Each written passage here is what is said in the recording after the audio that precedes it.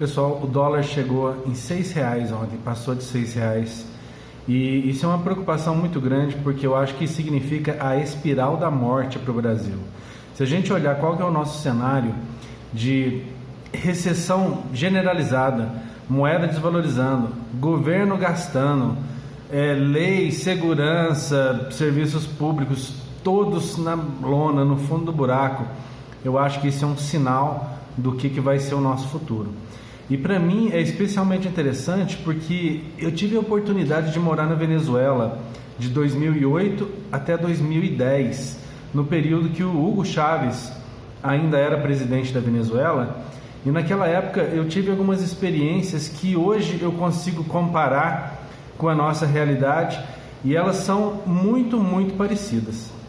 Então a primeira coisa que eu percebo é que naquela época o Brasil e a Venezuela eles estavam mais ou menos no mesmo nível, isso em 2008.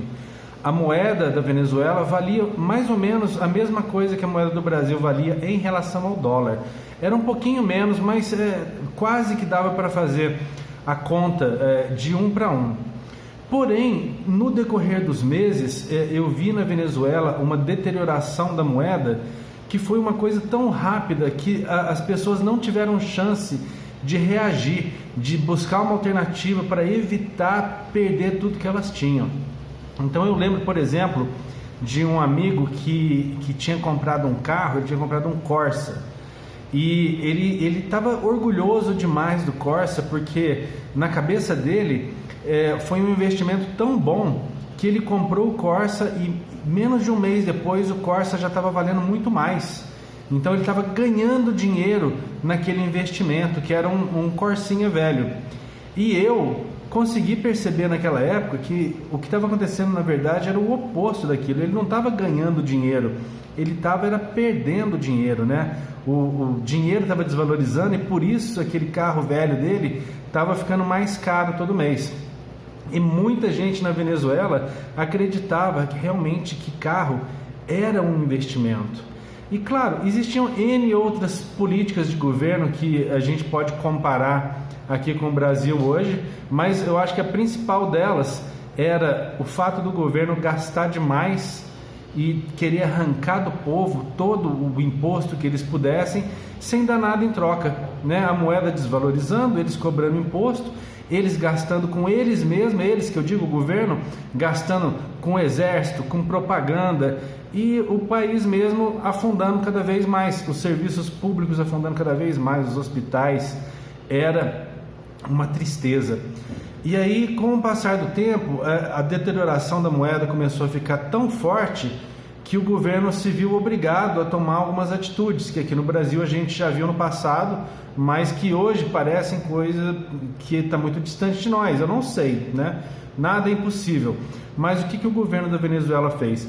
Eles congelaram o valor do dólar.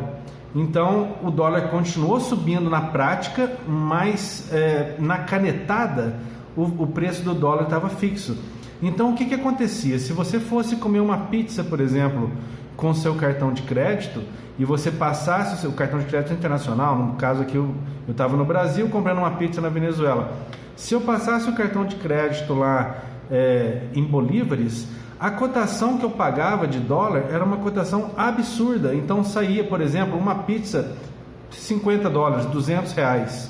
Enquanto que, se eu chegasse lá com uma nota de dólar e trocasse no aeroporto, no mercado negro, eu conseguia trocar esses mesmos $50 por 1.000 bolívares. Então a pizza ficava muito barato. Conclusão, depois que entrou na espiral da morte, o país ficou inviável para quem era estrangeiro. Se você não levasse dólar e não trocasse lá por moeda física, papel, você não conseguia comprar nada porque era extremamente caro. E o governo, para se defender, fazia o quê? Proibia dólar em nota, proibia que você trocasse dinheiro, proibia o câmbio. Aí a gente faz um paralelo com o Brasil de hoje. O que está acontecendo aqui no Brasil? Todo mundo já deve ter ouvido falar no Drex. Então é provável que num futuro próximo o dinheiro em papel não exista mais, vai existir só o dinheiro digital. E aí eu fico me perguntando, nessa espiral da morte que a gente está vendo de dólar acima aí de R$6, o que vai acontecer se o governo resolve, por exemplo, fixar o valor do dólar? Como que a gente vai escapar dessa? Se agora você não tem mais a chance de usar dinheiro físico, você não tem mais a chance de trocar dólar pelo valor de mercado, você vai ter que trocar dólar pelo valor do governo, pela confiança de político, pela honestidade de político. Eu acho que aí é o momento que a gente vai realmente quebrar. E quando eu digo quebrar, eu quero dizer a classe média toda vira classe baixa e classe bem baixa, porque o dinheiro realmente não dá para nada.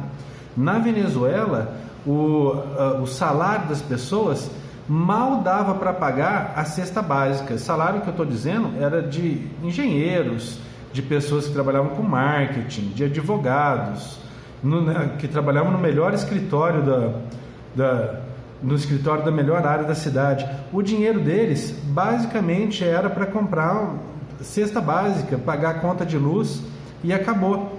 Então a classe média caiu de um jeito muito forte e a classe baixa foi para a miséria total. A classe baixa vivia lá não tinha o Bolsa Família, eles não davam dinheiro para as pessoas, mas eles davam uma mini cesta básica que ficava no mercado, que as pessoas tinham que fazer uma fila gigantesca, me lembro dessa fila, para conseguir pegar essa mini cesta básica todo mês, e elas tinham que se virar com aquilo. E muitas vezes a comida vinha estragada, muitas vezes não tinha, ou então a pessoa ficava o dia inteiro na fila e dava 5 horas da tarde, eles fechavam esses centros de distribuição e quem estava na fila perdia o lugar.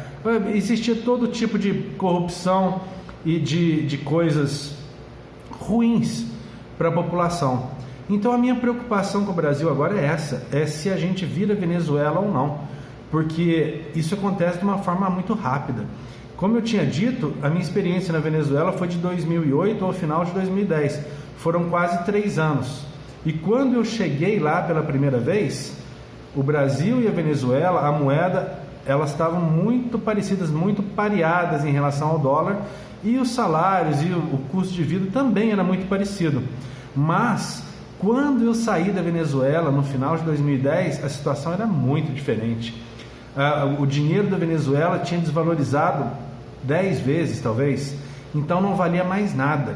Aqui no Brasil eu lembro que R$50 ainda era um bom dinheiro, uma nota de R$50 dava para você comprar muita coisa, era um bom dinheiro. Mas uma nota de 50 bolívares na Venezuela já não era nada, já não dava para você tomar um café. Então você imagina como que isso, em 3 anos, como que isso afeta pessoas. R$50 que era, 50 bolívares no caso, né? Que era uma quantidade de dinheiro suficiente para você almoçar, jantar, fazer os gastos do dia, né? R$50 dava para um dia. E de repente, em 3 anos, os R$50 ou 50 bolívares, no caso deles, dava só para você tomar um café e mais nada. Então essa é a preocupação que eu tenho agora. Uma vez que o dólar passou dos R$6, qual é o limite? Qual vai ser o teto desse dólar? E o que a gente está fazendo para o dólar voltar a cair?